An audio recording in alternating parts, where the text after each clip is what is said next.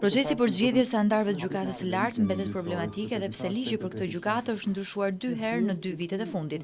Antari i gjykatës së lartë Ardian Dvorani në tryezën e ekspertëve për reformën në drejtësi ka deklaruar se deri tani nuk është garantuar nga ligji për zgjedhja e kandidaturave më të mira në këtë gjykatë. Për zgjedhja e kandidaturave për anëtarë gjykatës së lartë dhe procedurat e ndjekura deri në miratimin e tyre kanë shfaqur problematika dhe gjithsesi ka rezultuar të pamjaftueshme për të përzgjedhur kandidatët më të mirë.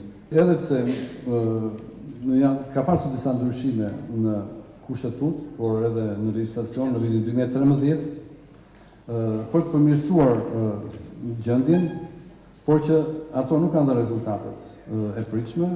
Gjykata e lartë është një prej institucioneve që po vuan më shumë për plasjen mes mazhorancës dhe presidentit të Republikës, pasi 3 vende janë bosh në këtë gjykatë prej më shumë se 1 viti, ndërkohë që presidentit shumica i ka rrëzuar deri tani 7 kandidatë. Por gjykata e lartë nuk është i vetmi institucion me probleme.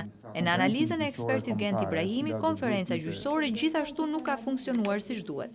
Konferenca gjyqësore kombëtare ka funksionuar nën potencialin e saj si organ kushtetues. Një analizë të situatës në sistemin gjyqësor, ekspertët kanë listuar si problematike funksionimin e institucioneve si Këshilli i Lartë i Drejtësisë, zvarritjen e proceseve gjyqësore apo edhe statusin e gjyqtarëve.